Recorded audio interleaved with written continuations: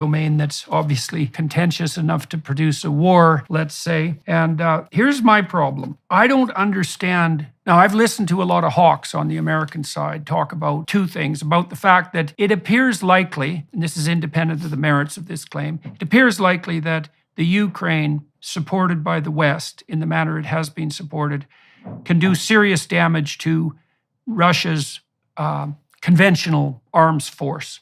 And I think there is evidence that the Ukrainians and the West are pushing the Russians back, and God only knows how far that will go. And the hawks that I've talked to said that's a good thing. It's in our interest to ensure that Russia is no longer a conventional military threat. And I have a certain degree of sympathy for that viewpoint. But then here's the counter problem as I see it. So I try to look forward into the future, and I think, okay, what does a victory for the West look like? Forget about Ukraine. Ukraine victory is they get their territory back, and there's a wall between them and the Russians, and the pesky Russians leave them alone, and they go back to whatever level of appalling corruption they had managed before the war. Right. And so that's the Ukraine victory. The West, well, let's say we could do this two ways. Okay, so Putin is deposed. However that happens, and then what? And then we have a better leader in Russia? We have a more trustworthy leader?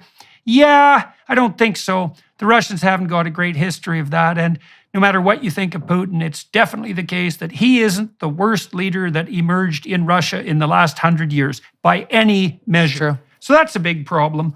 And then I think, well, instead of Putin being replaced by someone who could be better, but probably won't be, we'll have a Russia that's really fragmented, and that, the country in some ways collapses. And that's a really bad idea, because there's a lot of nuclear bombs there. And if you get the fragmentation of that power structure into multiple chieftains, let's say, and a few of them emerge armed with nuclear bombs, then we have a major problem on our hands. And that seems to me to be a highly likely outcome. And then if we weaken Russia severely and permanently, then we have the problem of a severely and permanently weakened Russia. And that's a big problem, because they produce a lot of fertilizer, and the Europeans happen to be dependent on them for a lot of their energy needs. So that doesn't look very wise.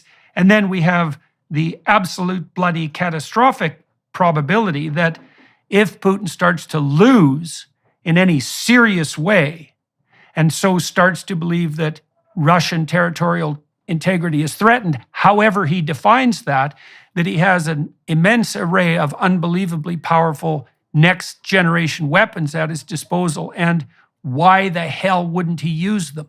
And yes. So let's walk through that. I mean, imagine the West wins. Okay, what does that mean? I don't see what that means. I haven't heard anyone describe to me what the goal of this war is.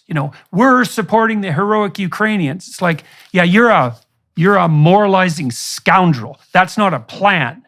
That's idiot hand-waving, as bad as the environmental, doomsayers. It's the same thing. Cheap moral victory. Can you make a pro and then a cautionary war case in relationship to the Russia and Ukraine? What's in America's true interests as far as you're concerned? Well, this is exactly, you have very clearly laid out not only the problem with how this President Biden and, frankly, Democrat and Republican leaders in Congress who are applauding and pushing for and escalating this war, is how short-sighted they are. But also, this has been the problem in U.S. foreign policy from our leaders for so long, is they are not actually thinking clearly, if they're thinking at all, about what is our goal? What is our objective? Yeah. What you said, what does a win look like? How is it defined? Even theoretically. Even theoretically, yeah. Whether it's realistic or not, just saying, well, we're fighting for democracy. That's not right. Not a goal. Also, it's in direct It's in direct conflict with the reality of their actions, even here in the United States, about how many undemocratic decisions and increasingly authoritarian decisions they're making. But on this question of the war in what is essentially a proxy war against Russia, the United States is waging a proxy war against Russia. The Ukrainian people are paying the price. They have not outlined what a win looks like. Anytime anyone asks President Biden or anyone in the Biden administration is, when does this end? How does this end? They throw out this cheap one-liner of saying, well, that's up to Putin. Whenever Putin stops. Oh, good. That's good. That's up to the guy with the hydrogen bombs. Exactly. That's bloody brilliant. Look, I know what I would do if I was Putin. I know it. As soon as I felt that I was in danger of a true loss. See, I think Putin will settle for the devastation of Ukraine. I think he could claim that as a victory. The utter devastation of the Ukraine, because it stays out of Western hands. But if Putin ever believed that his people even believed that they were now under attack, let's say by German tanks, let's say, the probability that he's used a tactical battlefield nuclear weapon seems to me to be extraordinarily high. It's like, well... It is. For me, it's like, well, why wouldn't he? And the issue is, well, you don't want to escalate. It's like, yeah, that's already factored into the decision.